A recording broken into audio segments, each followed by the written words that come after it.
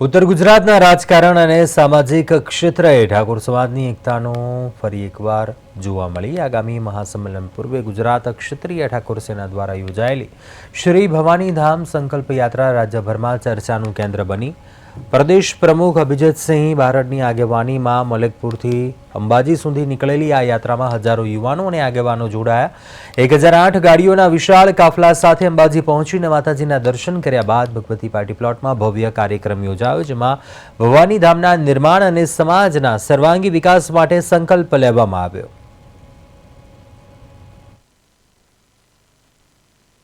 श्री भवानी धाम संकल्प यात्रा મહેસાણા જિલ્લાના ખેરાલુ મલેકપુર ગામેથી બારબીજના ધણી રામદેવ પીર મહારાજના દર્શન કરી ધજા ચડાવી અનેક ક્ષત્રિય સમાજ અને સમસ્ત ક્ષત્રિય ઠાકોર સમાજ અને 18 વર્ણને સાથે રાખી 1008 ગાડીના કાફલા સાથે એક લક્ષ્યાંક મૂક્યો હતો કે શ્રી ભવાની ધામ સંકલ્પ યાત્રા 1008 ગાડીઓના કાફલા સાથે જઈશું।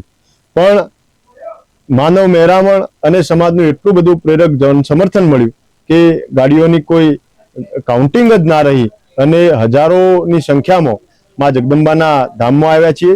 ભવાની ધામ અમારા ક્ષત્રિય સમાજ બધો એક થાય એના માટેની એક સંકલ્પ લઈ અમે નીકળ્યા છીએ।